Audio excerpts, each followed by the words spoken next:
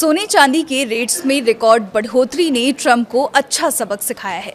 सोने चांदी के बढ़ते रेट्स के बीच डॉलर की बादशाहत खत्म हो रही है। जो डॉलर कभी दुनिया के तमाम देशों पर अपनी धौंस जमाता था, उसके ही बुरे दिन आ गए हैं।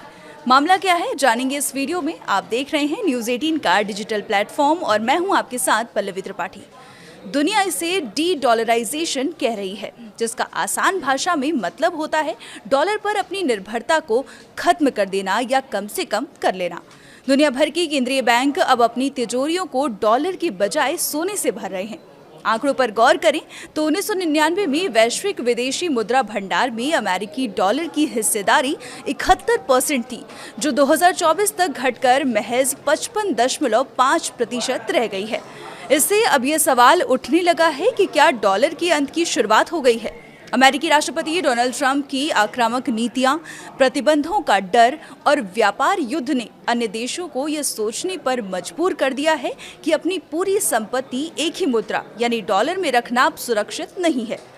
यह वैश्विक वित्तीय बाजारों पर अमेरिका के एकाधिकार को कमजोर कर रही है। साल 2025 में अमेरिकी डॉलर में 9% की गिरावट दर्ज की गई थी, जो पिछले एक दशक की सबसे बड़ी गिरावट है। भारत समेत दुनिया के कई देश अपनी अर्थव्यवस्था को ट्रंप प्रूफ बनाने के लिए सोने की खरीदारी बढ़ा चुके हैं।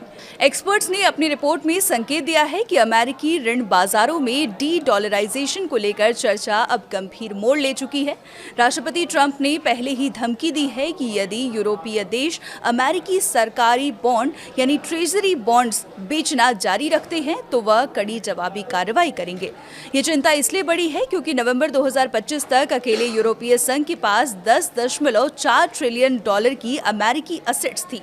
यह कुल विदेशी स्वामित्व वाली अमेरिकी संपत्तियों का लगभग 29% हिस्सा है। यदि यूरोप और अन्य मित्र देश अपनी डॉलर होल्डिंग्स को सोने या अन्य मुद्राओं में बदलना शुरू करते हैं तो अमेरिकी इकोनॉमी के लिए संकट खड़ा हो सकता है। यूएस बॉन्ड्स का ये खेल क्या है? यूएस बॉन्ड्स, जिन्हें यूएस ट्रेजरीज भी कहा जाता है, अमेरिका को जब उधार की जरूरत होती है तो वो इसके लिए यूएस बॉन्ड्स की नीलामी करता है और ये कहता है कि इन बॉन्ड्स को खरीदने वाले देशों को वो हर साल ब्याज भी देगा और कुछ सालों बाद उन देशों से लिया गया पूरा पैसा वापस भी कर देगा।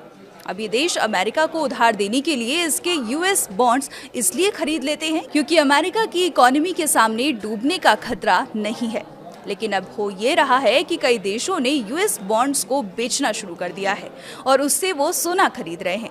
क्योंकि दुनिया के अलग अलग सेंट्रल बैंक्स बड़ी मात्रा में सोना खरीद रहे हैं, इसलिए सोने के रेट्स इतने ज्यादा बढ़ रहे हैं।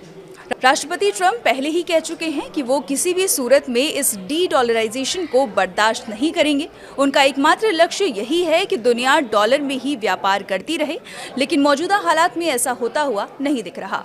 डी डॉलराइजेशन पर आपकी क्या राय है? कमेंट कर जरूर बताएं। फिलहाल के लिए इतना ही। देखते रहिए न्यूज़ 18।